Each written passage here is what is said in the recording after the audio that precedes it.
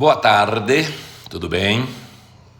Cá estamos mais uma vez, há 9 meses, quase 10, toda quarta-feira aqui, 17. Deixa eu me ligar aqui Pi. Olá, Vitória, tudo bem? Seja bem-vinda. A primeira a entrar, Eveline Jardim. Oi, Eveline, Matheus Giacomelli. Eveline que trouxe boas perguntas a semana passada. Espero que tenha anotado dúvidas e tenha trazido. Aliás, vou começar já com essa questão. Espero que você tenha elaborado. Olá, Neuda, Fernanda, Mariano, Fabrício. Espero que você tenha trazido onde colocar o pronome as. Espero que você as tenha trazido. Espero que você tenha as trazido. Ou espero que você tenha trazido as. Então, o que ocorre? Boa tarde, André. Boa tarde, Cristiane. Sayonara. Ô, Sayonara, há quanto tempo? Umas 2 semanas você não aparece?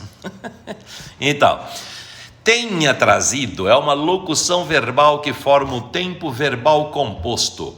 Toda locução verbal com ter ou haver mais um verbo no particípio, que é terminado em ado ou ido, forma um tempo verbal composto. Os tempos verbais compostos são no indicativo, pretérito perfeito, pretérito mais que perfeito, futuro do presente e futuro do pretérito. E no subjuntivo, pretérito perfeito, pretérito mais que perfeito e futuro do subjuntivo. E há ainda o infinitivo composto, ter feito, ter falado. Tá? Então, é uma locução verbal. Para colocar um pronome oblíquo ato em uma locução verbal, você tem de analisar primeiramente qual é o verbo principal.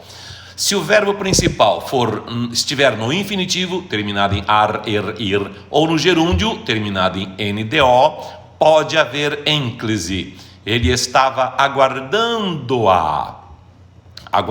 o gerúndio, mais o pronome a com hífen. Ele vai aguardá-la, aguardar no infinitivo, mais o pronome a, o R desaparece e o A se transforma em lá. E quando o verbo estiver no particípio, proibido ênclise. Então, espero que tenha trazido as... Não. Gostou da camiseta? Led Zeppelin. Eu curti Led Zeppelin quando era jovem. Depois eu conto. Então, essa primeira colocação pronominal não pode. Espero que tenha trazido as. Não pode usar próclise quando houver o verbo no particípio terminado em ado ou ido. Aí, feita a colocação no verbo principal, você vai analisar o verbo auxiliar como se ele fosse sozinho, como se ele estivesse sozinho.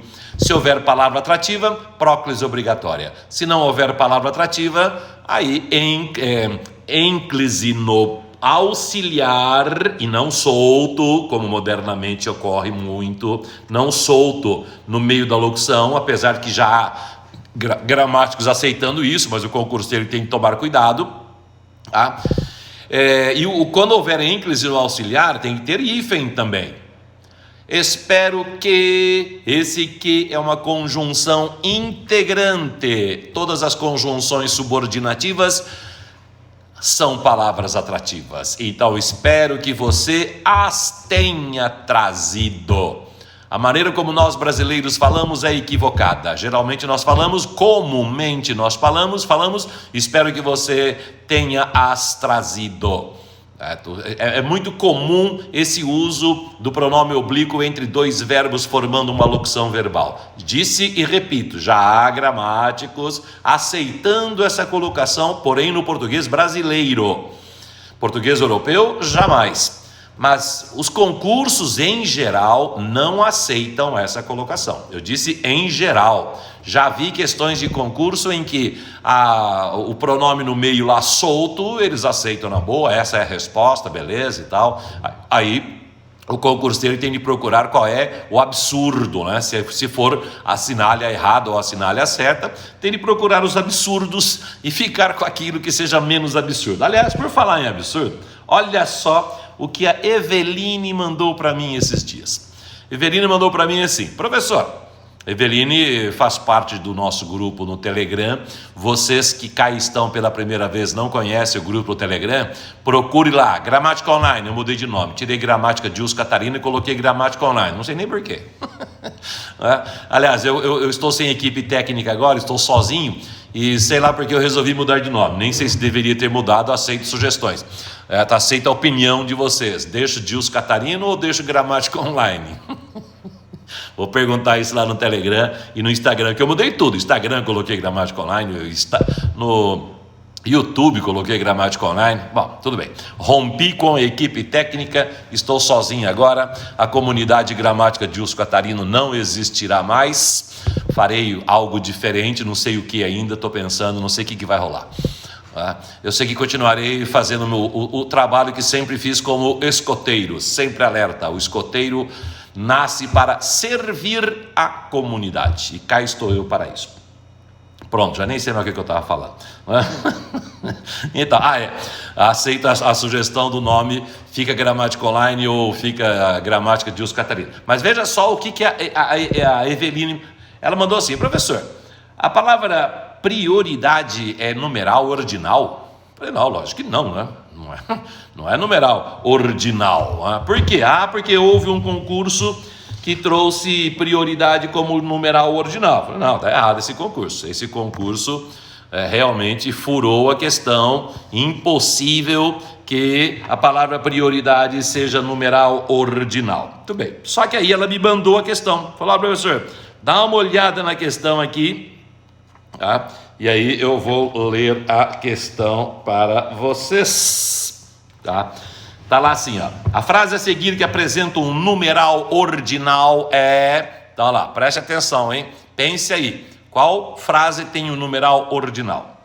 O investidor Warren Buffett tem 75 anos bem vividos. 75 é um numeral ordinal? Não. O que é o numeral ordinal? Bom, existem os numerais. O numeral cardinal, calma André, já te respondo. O numeral cardinal, que é aquele que indica números, né? Indica quantidade. 75 indica quantidade. O ordinal é aquele que indica uma ordem.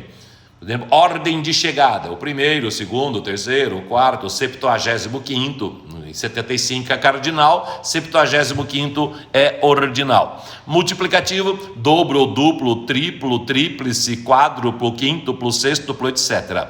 E os numerais fracionários, 1/3, 1/4, 2/3, 2/4, 2 dozeavos, etc. Tá? Então 75 não é o numeral ordinal, é cardinal. Warren decidiu doar 85% de seus bens. 85 continua sendo cardinal, não indica ordem, indica quantidade. Quanto ele doará? 85%. Olá, Aline de Cássia, obrigado pelo olá. Olá, Júnior, boa tarde. Boa tarde, e principalmente obrigado pelo professor e amigos aí, dando boa tarde a todos nós. Tá, então 85 também não é ordinal. Para os americanos, fazer filantropia é prioridade alfa. Usou aqui o símbolo da primeira letra do alfabeto grego, alfa. Não há número aqui, né? Tá? Gates é dono de várias obras-primas. Não há número aqui. Cerca de 3/4 da fortuna foram doados. 3/4 numeral fracionário. Portanto, não há resposta aqui, não é? Pois é, só que a resposta que eles deram foi a letra C. Para os americanos, fazer filantropia é prioridade alfa. E aí que talvez Eveline tenha pensado, obrigado, Moura Gessilene, amo as explicações, que maravilha. Não, André, não é não, mas calma aí que eu já explico. Pera, deixa eu terminar aqui, senão eu me perco. E aliás, tem um monte de coisa já aqui que eu preciso ver daqui a pouco. Dúzia é substantivo, não é numeral. O que ocorre aqui é o seguinte: se você procurar em qualquer dicionário a palavra alfa, Alfa, aquele símbolo que parece um A, é um A, né? É um A, bonitinho e tal. Você verá que alfa é o nome da primeira letra do alfabeto grego e que pode ser usada como numeral ordinal. Em vez de falar que ele é o primeiro, ele é o alfa, o macho alfa. Quem é o macho alfa? É o primeiro de todos, é aquele que comanda. Travou de novo, Patrícia? Ei, Patrícia, você precisa conversar com o prefeito de, como é que é mesmo, sua cidade? Marechal Cândido Rondon. Toda semana trava aí a sua internet, certo? Então, não é a palavra prioridade que é o numeral ordinal, mas sim alfa, o símbolo alfa, que é o nome da primeira letra do alfabeto grego e que pode ser considerado um numeral ordinal. Então, para os americanos, fazer filantropia é prioridade alfa, é a mesma coisa que dizer é a primeira prioridade. Primeira prioridade fica até esquisito, né? Porque prioridade já indica isso, né? Priori, primeiro. É a prioridade, deveria ser só isso e acabou, pronto. Tá? Nise, boa tarde. Ô Nise, que bom que está aqui, conseguirei assistir hoje a live, muito bom, obrigado. E ainda bem, ó, e colocou crase bonitinho aí. Tá? Então tá, o André está perguntando se as 3 regências são aceitas. Estou feliz em, por e de ter sido aprovado. Os dicionários de regência verbal colocam felicidade, não feliz. Feliz em, feliz de e feliz por. Estou aqui, ó, tá aqui, ó. Regência nominal, todo estudante tem que ter um dicionário desse. Pega lá a palavra feliz, bonitinha. A palavra feliz, a explicação começa aqui no cantinho e vai até aqui. Tudo isso explicando sobre a palavra feliz.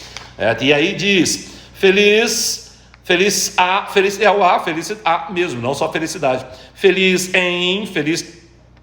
Olha só o A aqui. Feliz quem tem sorte ao jogo.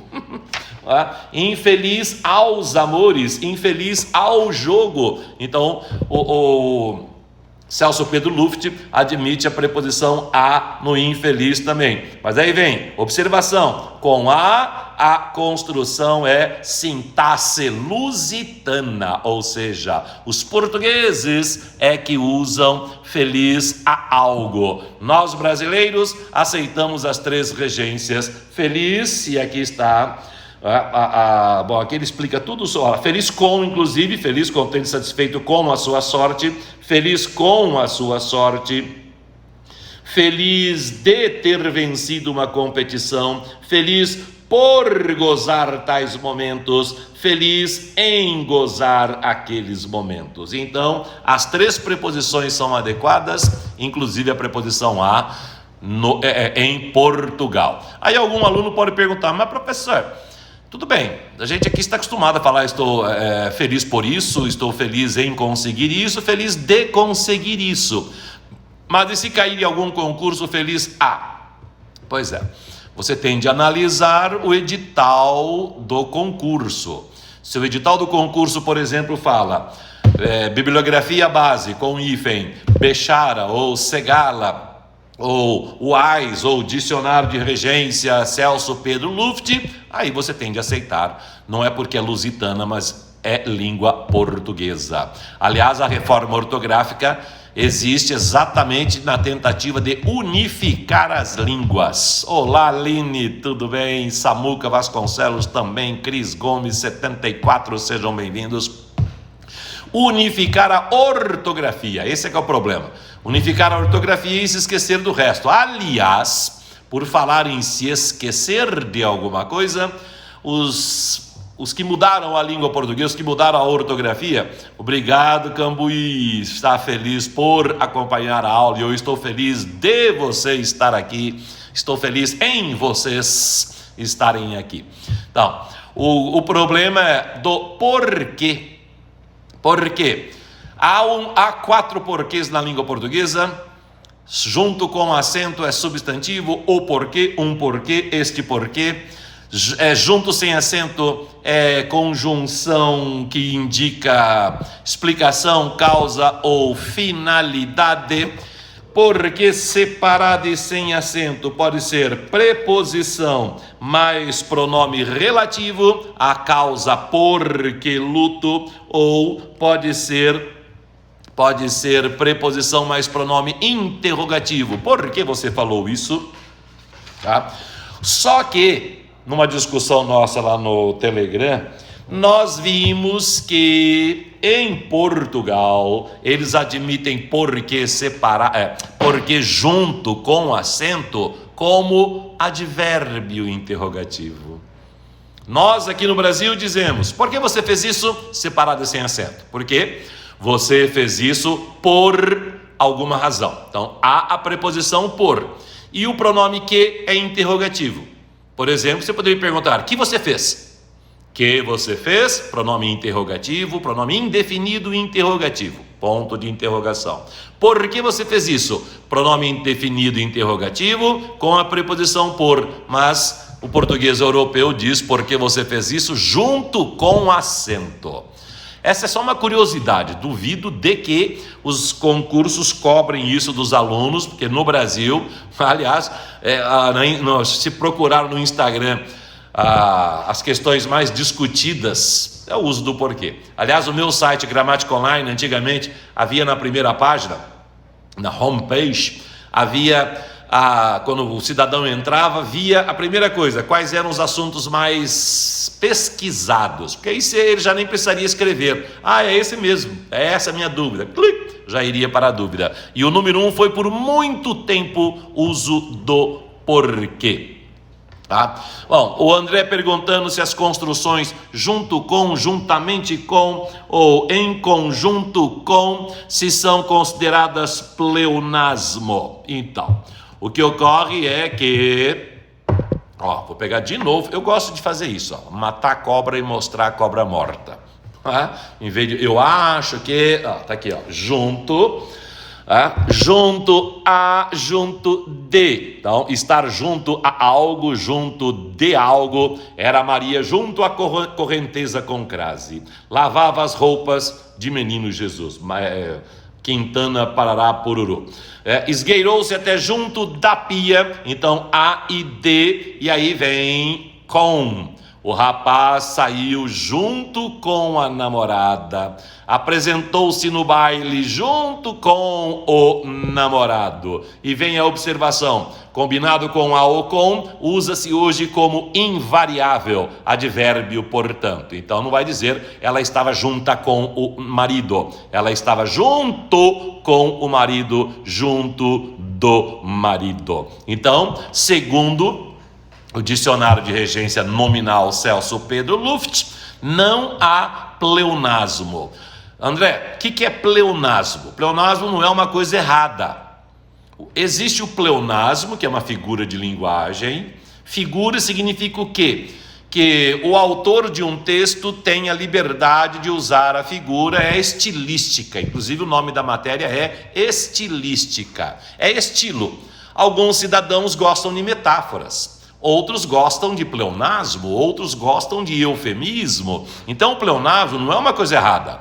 Junto com, parece que há uma repetição evidentemente, mas não quer dizer que seja errado. O erro erro não, também nem vamos chamar de erro, né? A linguística não gosta de erro. A inadequação ao português padrão é o pleonasmo vicioso. O pleonasmo que é considerado inadequação é aquele em que há uma repetição totalmente desnecessária, se é que existe alguma coisa meio desnecessária. Então é aquela repetição desnecessária. Por exemplo, vou sair para fora. Esse é o pleonasmo vicioso. Eu vou sair. Não há por que colocar o para fora. Daí é uma repetição realmente desnecessária. Apesar de que, se eu colocar um advérbio entre essas duas palavras, pronto, passou a ser só pleonasmo. Olha, você fica me provocando, eu vou sair aí fora, e você vai ver só. Vou sair aí fora. Aí, colocando o advérbio, passa a ser adequado. Eu vou descer lá embaixo e já volto. Tudo bem, agora eu vou descer para baixo, está errado. Errado não, desculpa, está inadequado. Eu vou descer lá embaixo e já volto. Mãe, eu vou descer lá embaixo e já volto. Cidadão falando para a mamãe.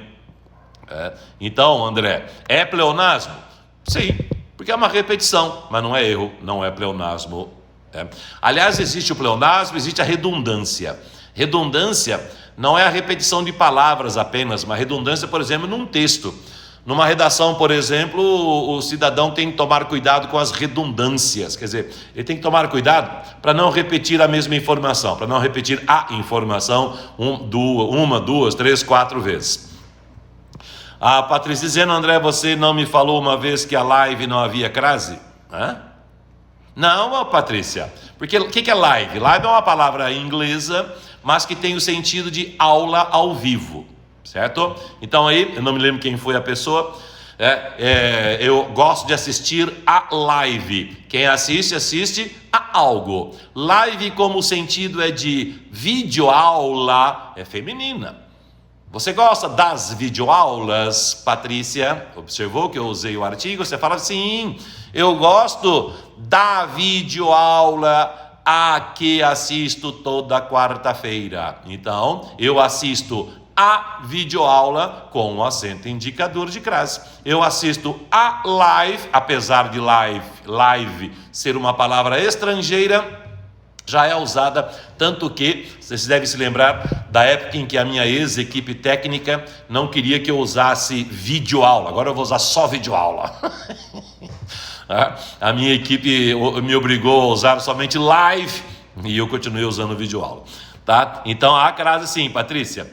Eveline, olá. Já falei olá. Existem verbos que temos dúvidas na escrita. Por exemplo, o verbo atribuir, imprimir, dentre outros. Como sabemos que a escrita fica atribui, imprime ou imprime?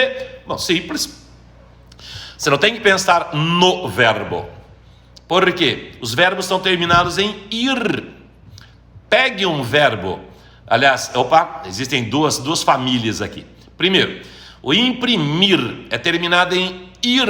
Então, pense em qualquer verbo terminado em ir, faça a conjugação dele, retire o radical e coloque imprim. Então, por exemplo, vamos lá, qual verbo terminado em ir que você conhece e domina totalmente? Vamos lá, dormir. Eu durmo, tu dormes, ele dorme. Então, eu imprimo, tu imprimes, ele imprime. Ontem eu dormi, então ontem eu imprimi. Só isso. Agora, atribuir é verbo terminado em uir.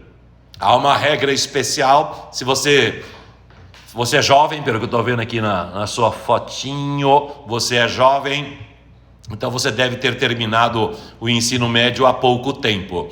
Lembre-se das aulas de ortografia. O professor colocava no quadro: cuidado, os verbos terminados em oer e em uir, e os verbos terminados em oar e uar. Os verbos terminados em oer e em uir, no presente do indicativo, tem, por exemplo, possuir. Eu possuo, tu possuis, com i, ele possui. Nós possuímos, vós possuís, eles possuem, com i, então atribuir da mesma forma. Eu atribuo, tu atribuís, ele atribui. Nós atribuímos, vós atribuís, eles atribuíram. Ontem eu possuí, então ontem eu atribuí. Espero que você possua, espero que você atribua. Então, é só fazer a comparação. Verbos que você conhece, e os verbos da mesma terminação, beleza? André disse: eu mesmo não falei isso, Patrícia. Patrícia, ele não falou. Uma vez eu falei a live do professor, você falou que não tinha crase. Mas aí, Patrícia, você deve ter usado a palavra live como sujeito. Por exemplo, você que gosta de auxiliar lá no grupo Telegram, você pode ter colocado alguma quarta-feira ou algum sábado lá no Telegram: a live já se iniciou, ou iniciou-se a live com crase. Aí não há crase mesmo. Então você tem de analisar o que você escreveu. Quando vai haver o acento indicativo de crase? Quando houver a preposição a, quando houver o artigo a, ou o pronome demonstrativo a, as, aquele, aquela, aquilo, aquelotro. Se você disser: a live vai iniciar daqui a pouco, a aula vai iniciar daqui a pouco, o espetáculo vai iniciar daqui a pouco. Então não há acento indicativo de crase. Talvez isso que o André tenha corrigido você, Tá? Tarará, André, a questão é que live não é uma palavra da língua portuguesa, exatamente aquilo que eu falei, e portanto não é um substantivo feminino que admite artigo A. Não, mas aí, André, opa, para. Concordo com você. Não é um substantivo feminino que admite artigo A, mas como nós substituímos a palavra aula ou videoaula por live, ela passa a obedecer às regras. Você diz, eu gosto da live. Você não diz, eu gosto de live. Concorda? Eu sei que você nem usa a palavra live. Tá? Eu sei que você é como... Você tem a mesma ideia que eu. Não usar menos possível as palavras estrangeiras, né? Dar valor à língua portuguesa. Mas é só você pensar como é que o povo usa. Eu gosto da live. A live é proveitosa. Então, eu assisto a live. Tem de ter o acento indicativo de crase. Tá? A palavra estrangeira é aculturada. O que significa aculturar? Passar uma palavra do idioma original para a língua portuguesa. E aí, o ideal é que a palavra seja transplantada para a língua portuguesa, obedecendo às regras de língua portuguesa. Como aconteceu com futebol, que se transformou em futebol. Handball transformou-se em handebol. Basquetebol, basquete. E aí nem se usa mais o bol. Perceberam que mudou isso? Na minha época era basquetebol. Eu jogava basquetebol. Jogava no time... que time que era mesmo? Esqueci o nome agora. Esqueci o nome. É o nome de uma empresa aqui de Londrina. Eu era basqueteiro.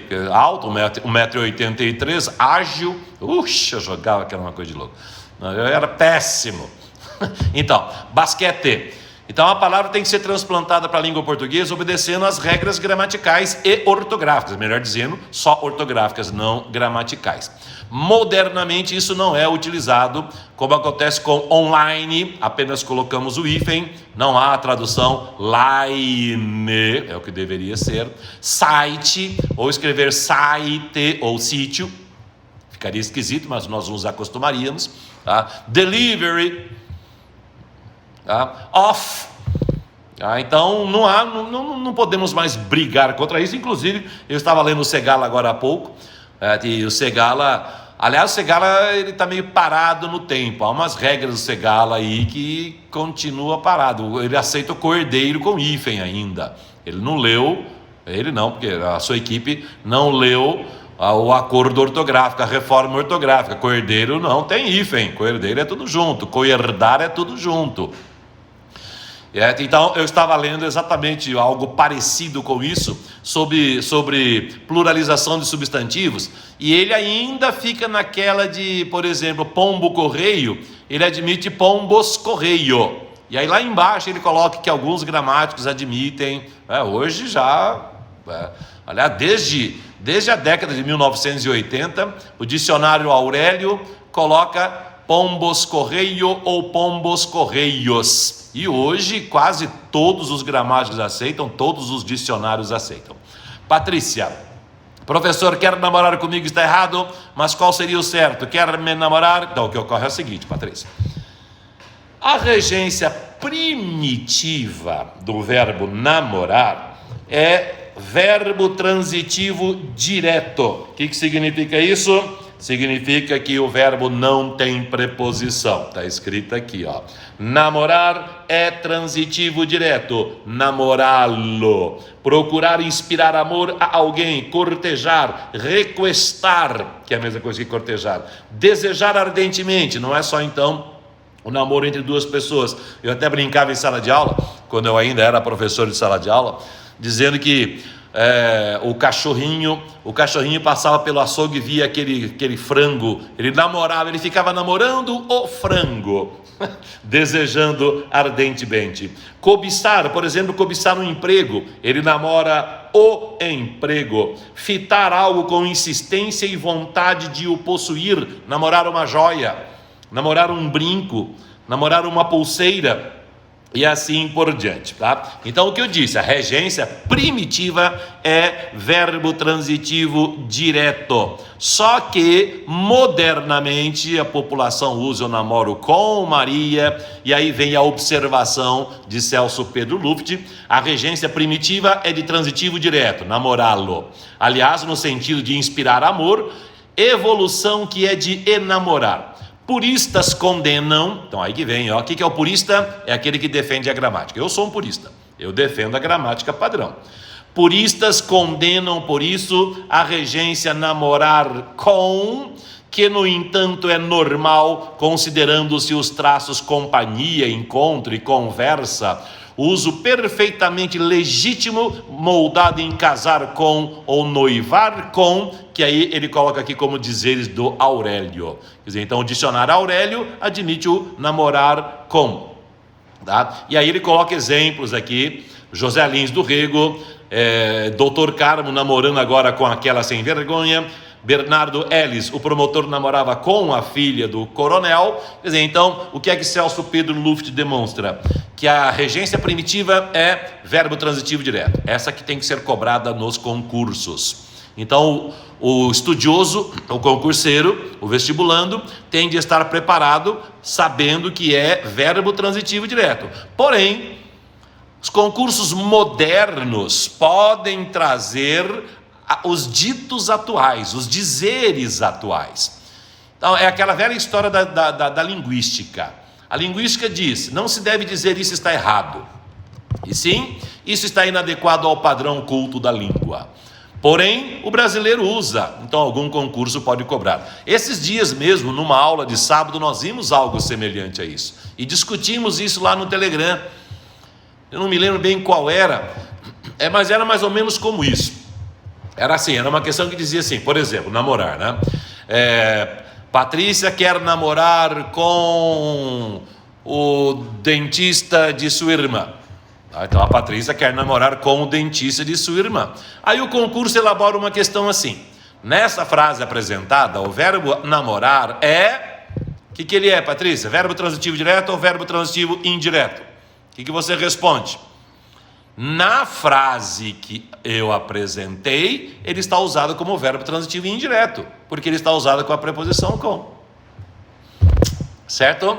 Há outros que dizem que namorar com, não nesse sentido que nós usamos, aliás, todo mundo usa também, por exemplo, eu dizia isso brincando em sala de aula também para mostrar para o aluno o uso. Eu namorei Teté 2 anos e nos casamos. Nós só namoramos 2 anos e já nos casamos. Nos casamos em 1984, completaremos 40 anos de casamento daqui a 3 anos, e aí eu dizia assim, eu namorava muito com o meu cunhado, e os alunos, falavam, o que você está rindo? O meu cunhado ia junto, adjunta adverbial de companhia, então... Não se pode dizer que está errado, Patrícia, tá? Namorar comigo, ou seja, você tem um namorado, Patrícia, e aí a sua mãe fala, você não vai sair sozinha com ele não. Daí você leva a sua irmã, tá? Para ir junto, você namora com a sua irmã. Com a sua irmã é adjunta adverbial de companhia. Então existem essas duas discussões, podemos dizer assim, tá? Muito bem. Mais alguma pergunta? Cambuí, por favor, explique sobre o uso da vírgula antes do pronome relativo que. Simples. Quando houver um pronome relativo que, haverá uma oração subordinada adjetiva, ou seja, o que dará início a uma oração que funciona como se fosse um adjetivo. E mais, como se fosse um adjetivo explicativo. Qual a diferença entre um adjetivo restritivo e um adjetivo explicativo? O próprio nome diz. Restritivo é aquele que restringe, explicativo é aquele que explica. Tá? Por exemplo, isso caiu aqui no concurso da UEL, no vestibular da UEL. O lixo proveniente de hospitais deve ter tratamento diferenciado. Sem vírgula. O lixo proveniente dos hospitais deve ter tratamento diferenciado. Proveniente é adjetivo. Como não está isolado por vírgula, ele é um adjetivo restritivo, ou seja, existem naquele universo existem outros tipos de lixo, não só o lixo proveniente de hospitais. Então, suponhamos que a prefeitura descubra que há um determinado local em que as pessoas jogam lixo doméstico, lixo comercial, lixo industrial e lixo hospitalar. Aí o jornal anuncia, absurdo, porque o lixo proveniente de hospitais deve ter tratamento diferenciado. Sem vírgula significa que só o lixo hospitalar deve ter tratamento diferenciado, os outros não. Tá. Agora, suponhamos que naquele universo só haja lixo hospitalar. Por exemplo, nos fundos de um hospital, o local exato ali só para lixo hospitalar, lixo que possa trazer risco à saúde da população. Então ali só existe um tipo de lixo. Portanto, haverá vírgula e o adjetivo passará a ser explicativo. Este lixo, vírgula, proveniente de hospitais ou do hospital, vírgula, deve ter tratamento diferenciado. É o mesmo raciocínio para quando houver o pronome relativo que. Exatamente a mesma coisa. Tá? Então, havendo vários lixos, o lixo que é proveniente de hospitais deve ter tratamento diferenciado, sem vírgula alguma, indica restrição, ou seja, há vários lixos lá, e o lixo, vírgula, que é proveniente de hospitais, vírgula, deve ter tratamento diferenciado, indicando que há lá um tipo de lixo só. É isso então. Então, se houver pronome relativo, se não houver vírgula, a oração será chamada de oração subordinada adjetiva restritiva. Qual o significado? Que ela restringe o sentido do substantivo anterior, ou seja, não há somente aquele tipo de substantivo, há outros tipos também. E, quando houver vírgula, oração subordinada adjetiva explicativa, funciona como um adjetivo explicativo, ou seja, indica que só há um tipo daquele substantivo anterior. É isso aí. Se não ficou muito claro, mande nova frase ou nova pergunta, alguma coisa.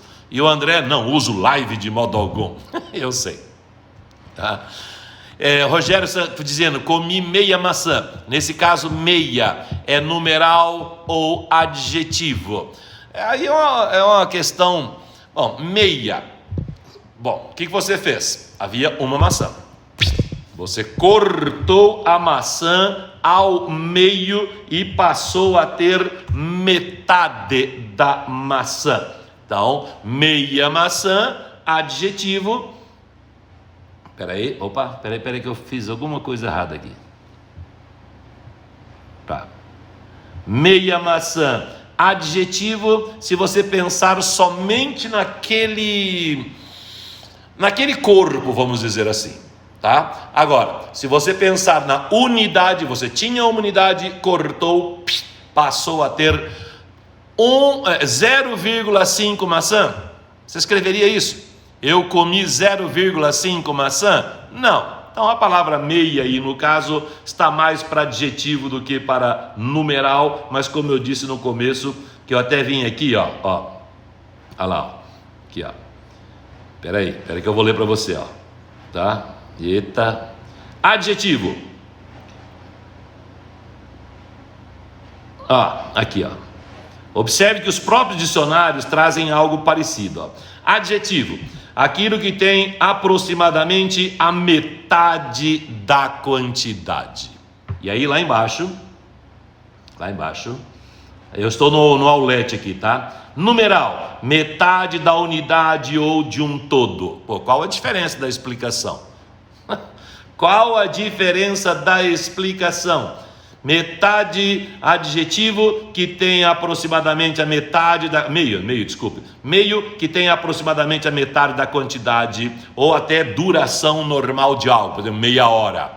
Meia hora diz aqui que tem a duração, metade da duração de algo. Adjetivo. Porém, quando você fala em meia hora também, Aqui embaixo, metade da unidade. Então, o próprio dicionário não traz uma clareza quanto à diferença entre o adjetivo e o numeral. Bom, aí obviamente nós temos que tratar de lógica. Por exemplo, eu tomei meia xícara de café. Meia xícara de café, não há uma unidade exata aqui para que haja a metade exatamente. A mesma coisa, metade da maçã. Você cortou a maçã ao meio. Como é que você sabe que você cortou exatamente? Você tem exatamente duas metades que formam uma unidade. Então, numeral é exatamente isso. Aquilo que tem exatamente duas coisas iguais formando uma unidade. Metade de 0,5, que nós falamos meio. Comprei meio quilo de carne. Esse meio é numeral porque eu comprei 500 gramas de carne. Essa é a diferença morfológica entre o adjetivo e o numeral. Agora, para estabelecer a diferença numa frase do dia a dia, haja cérebro. Eu colocaria como adjetivo. Agora, como nós tratamos de concurso aqui, e como há dezenas, talvez até centenas de bancas examinadoras no Brasil descobriram esse meio agora, até a Universidade Estadual de Londrina, preparando, a Universidade Unifil, aqui a Universidade da Igreja Evangélica de Londrina também, qualquer universidade agora, todas as universidades agora preparando concurso, você pode esperar qualquer coisa, né? Tem que tomar muito cuidado nos concursos. Eu diria aqui que é adjetivo, exatamente porque não há como haver o 0,5, o 1 sobre 2. Nise, tudo bem? A conjugação de verbos é para a língua portuguesa tão importante quanto a tabuado é para a matemática. Perfeito. É a base dos estudos. Exatamente, é isso mesmo. Exatamente por isso que o meu curso da ex-comunidade de gramática Dilson Catarino se iniciaria pelo verbo, porque eu acredito nisso. Aliás, eu farei isso também, não pela comunidade de gramática Dilson Catarino, mas continuarei fazendo a gravação aqui em casa do curso do português 2.0 para depois unir com 1.0 e aí vou ver o que vai dar. André, eu fiz uma lista longa chamada palavras em inglês utilizadas desse... Ai, André. Ai, que boa, essa foi boa. Uma lista, esse livro, produz um livro, vai vender feito água, vai vender feito gasolina. Palavras em inglês utilizadas desnecessariamente no Brasil. Cresce cada dia mais, infelizmente. Boa, gostei, André. Tá, Eveline, o plural de bem-estar é bem-estares. Bom, se você substantivar a expressão bem-estar, você tende, estava falando sobre isso agora mesmo, né? Sobre essa questão da pluralização de substantivos. Bom, bem-estar é um substantivo comum, é um substantivo composto. Tá?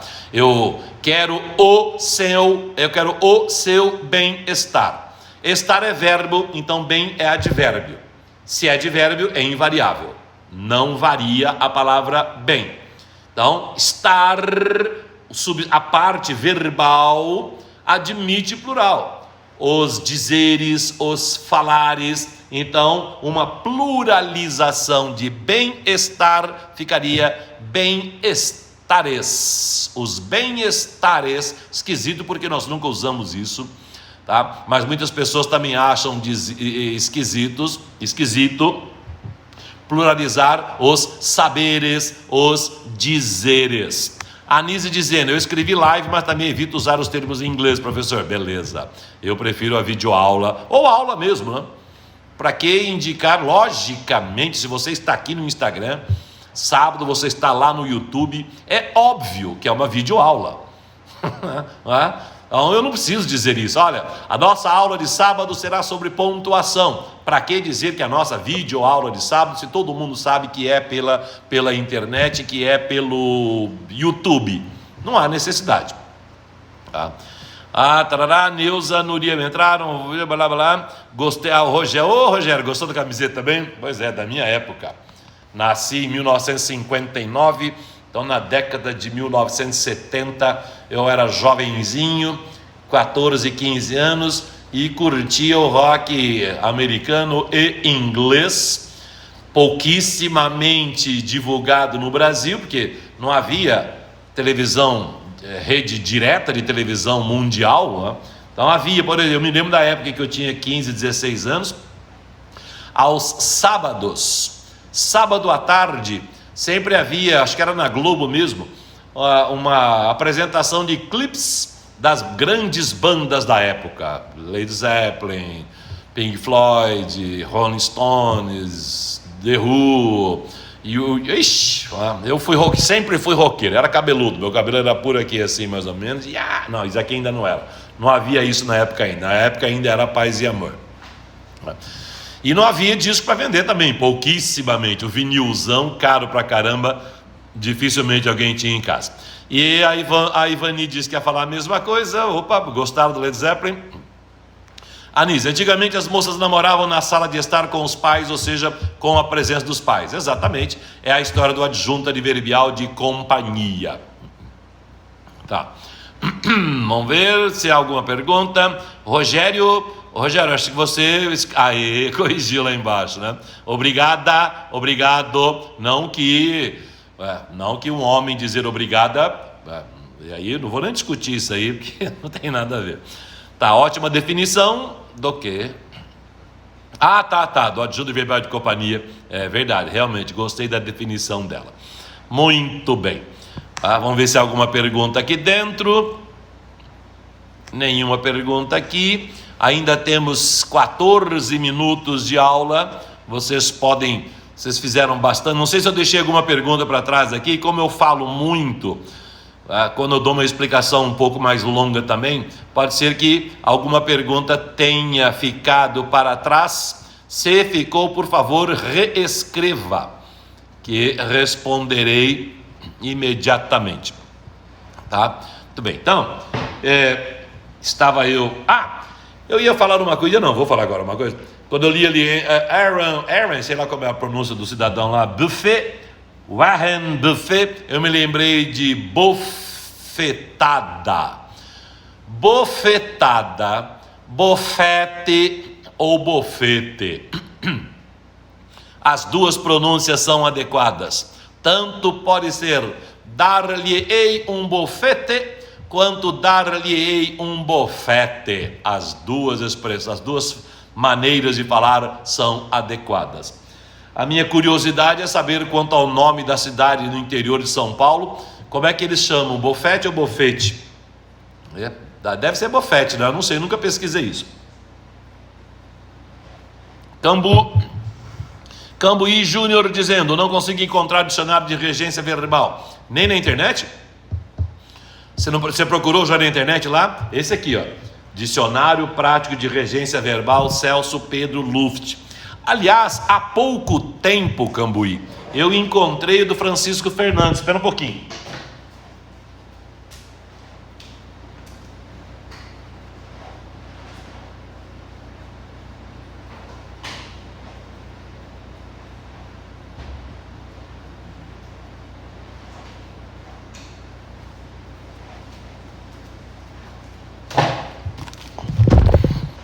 Oi?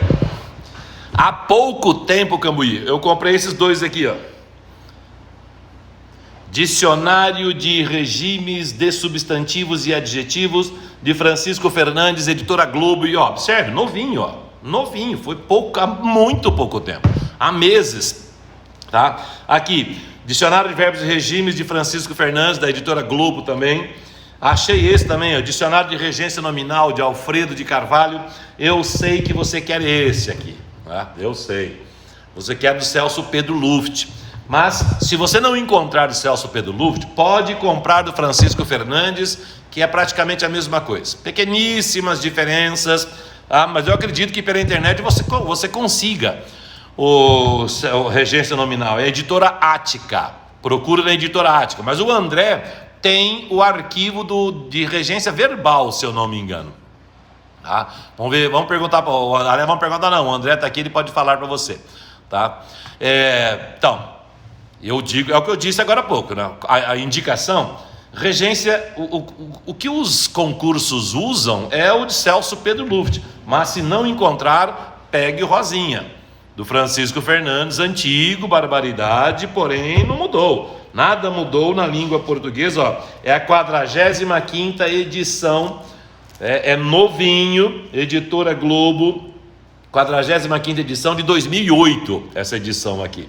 Provavelmente seja a última.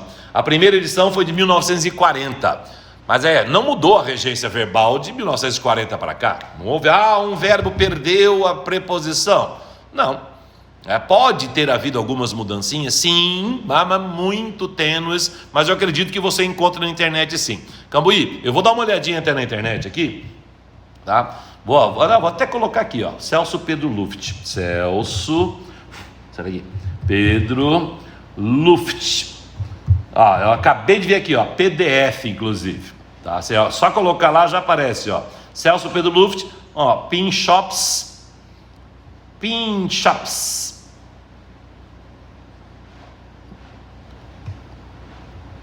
E não aparece nada lá, Celso Pedro Luft, dicionário prático de regência nominal, R$109.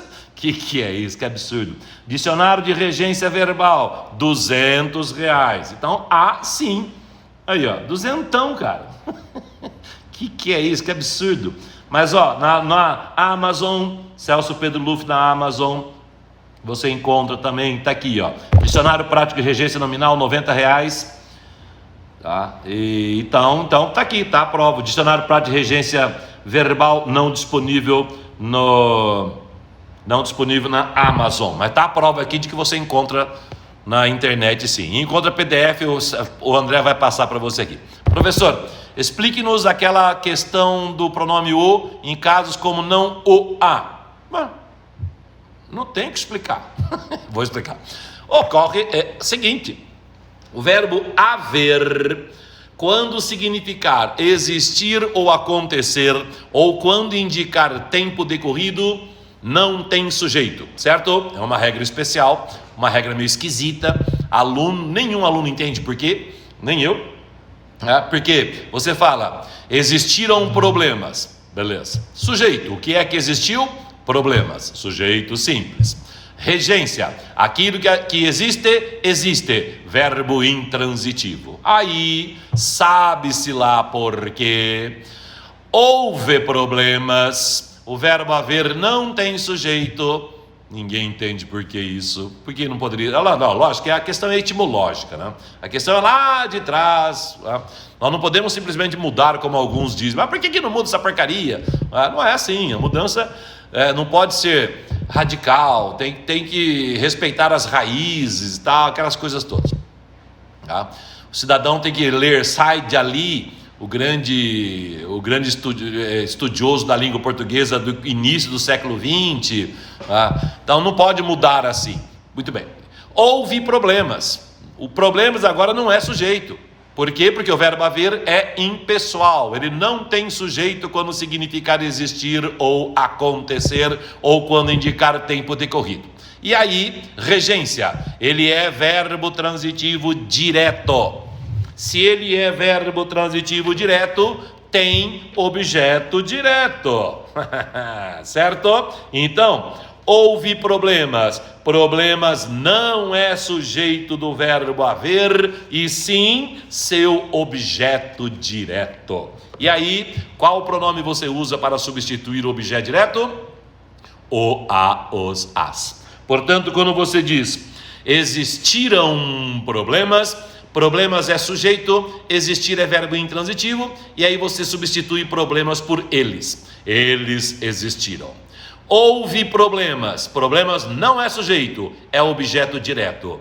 Haver é verbo transitivo direto, substituindo problemas por objeto, por pronome, a os, ou houve os. Essa é a justificativa de o porquê usar o a, os, a, como eu uso muito nas minhas explicações, certo? Inclusive, cá está Celso Pedro Luft novamente, Tá? O verbo haver, e ele coloca havê-lo por, você já deve ter ouvido frase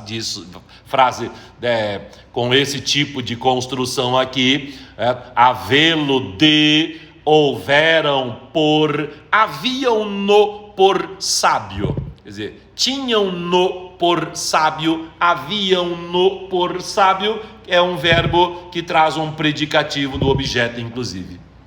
Tá? Ele era considerado sábio, você pode dizer haviam-no por sábio. E aí o haviam, um verbo regular, agora, verbo com sujeito agora, sujeito indeterminado ou oculto, eles haviam-no por sábio. Então não é só quando for o verbo impessoal, não. O verbo haver pode ter o objeto direto e ele será representado por o, a, os, as.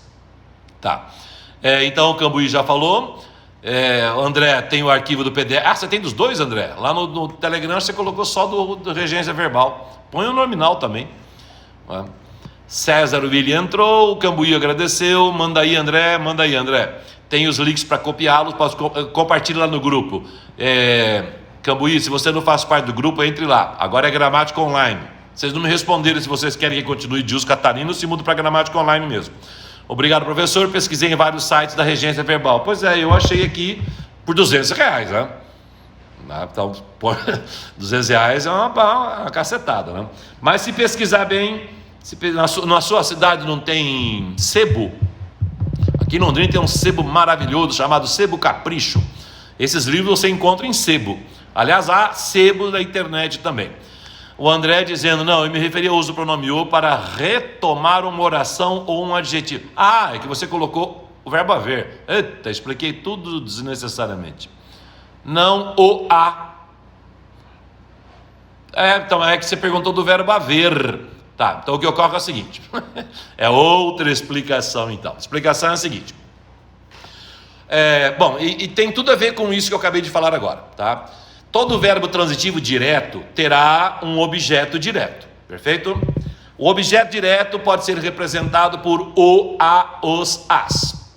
O, quando substituir um substantivo masculino singular, a, feminino singular, os, masculino plural, as, feminino plural, perfeito? Beleza. Então, eu tenho um carro, eu o tenho. Eu tenho 2 carros, eu os tenho. Beleza? Mesma coisa o verbo haver. A, o, a, os. Agora, o que ocorre é que pode haver a substituição de uma frase inteira, como você escreveu agora, ou de um adjetivo. Por exemplo, nós usamos muito o pronome demonstrativo isso para substituir frases inteiras. Você diz assim, não vou falar do Big Brother hoje não. Você diz assim, eu vou botar terror naquela festa. Aí eu pergunto, mas por que você vai fazer isso? Por que você fará isso? Observe que o pronome isso substitui uma frase inteira. Quer dizer, por que você vai botar o terror na festa? O pronome isso substituiu uma frase inteira. No lugar do pronome isso, você pode usar o. Por que você o fará? Quer dizer, é uma frase mais elegante, menos popular. O brasileiro usa fazer isso, pronto, e acabou a história. Tá? Então, o que ocorre? Pode haver a substituição de uma frase inteira pelo pronome demonstrativo isso ou pelo pronome o. O mesmo acontece quando houver a substituição de um adjetivo. Coloquei 2 enquetes no Telegram na semana passada. Na semana anterior, sobre isso. A primeira foi, não me lembro agora qual é a frase, mas tudo bem, vou até colocar no plural aqui. As meninas sempre foram estudiosas. São até hoje. São isso até hoje. Então o pronome demonstrativo isso substituiu o adjetivo estudiosas. Não ficará no plural e no feminino, porque não é pronome oblíquo átono. Não é, por exemplo, quando o brasileiro erra o uso dos pronomes oblíquos átonos, ele usa ele, ela, eles, elas. Encontrei ela ontem, em vez de encontrei-a ontem. Encontrei elas ontem, em vez de encontrei-as.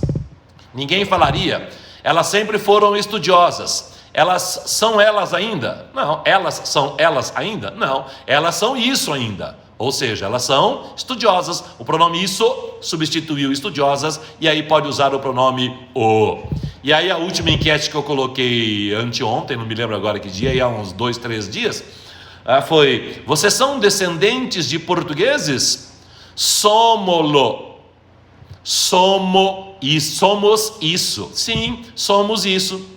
Somos descendentes de portugueses. O adjetivo descendentes foi substituído pelo pronome demonstrativo isso, e aí pode ser substituído pelo pronome o, e como somos termina em S, verbo terminado em S, seguido de o, a, os, as, não só os verbos transitivos diretos, o S desaparece e o, a, os, as se transformam em lo, la, los, las.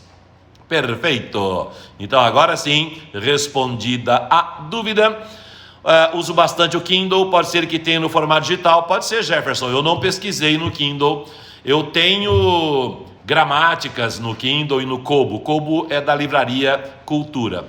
Wanderson dizendo: evidencia-se das razões recursal a resposta a essa questão. Professor, qual a função sintática do termos evidencia-se a resposta a essa questão das redações? Evidencia-se das razões recursal. Evidencia-se. Que frase estranha é essa, rapaz? Deixe-me evidenciar. Está me parecendo um objeto indireto. Evidenciar, o aulete traz como transitivo direto, tornar evidente, evidencia-se das razões recursal. Então, a resposta a essa questão, evidencia-se das razões, eu não estou entendendo essa frase, sinceramente, desculpe-me. Evidencia-se das razões recursais, o recursal tem a resposta a essa questão. Tá, o sujeito, a resposta a essa questão. A resposta a essa questão evidencia-se das razões, eu não estou reparando esse das aí, inclusive o próprio, quer ver? Vou abrir aqui o verbo evidenciar também. Essa preposição aí está muito esquisita. Evidenciar, essa frase aí, olha lá, evidenciar, verbo transitivo direto. Evidenciá-lo, transitivo direto pronominal. Evidenciar-se, tornar-se evidente, mostrar-se com clareza. Em todos os atos, evidencia sua honestidade, evidenciou-se logo sua inocência. Esse das razões recursais aí não está cabendo. O verbo evidenciar e o das razões recursais aí não há liga. Evidencia-se em relação a isso, referentemente a isso. Se for isso, Wanderson, se esse das razões aí tiver como sentido em referência a, referentemente a, isso seria um adjunto adverbial de referência. Tá? Mas eu preferiria usar em relação a, referentemente a, em referência a, sendo um adjunto adverbial de referência. Pronto, consegui. O André disse que vai compartilhar recursais. Eu vi que havia algum recursais mesmo. Então, Wanderson, é adjunto adverbial de referência, mas é melhor usar, porque como trouxe uma estranheza para a minha leitura, pode trazer estranhezas para outro também. Qualquer coisa, entra no grupo Gramática Online no Telegram para a gente discutir mais sobre isso, para aprofundarmos mais a discussão sobre isso, que pode ser que não seja isso. Coloque a frase inteira lá para analisar. Só o trecho assim fica meio... mas eu acredito que seja isso sim. Gente, acabou o nosso tempo, 18h20, eu que agradeço a participação, Wanderson, mas entra lá no Gramática Online no Telegram. Valeu, gente, muito obrigado pela presença de vocês, até sábado com pontuação. Eu sozinho darei um jeito, qualquer coisa eu peço ajuda para alguém. Um abraço.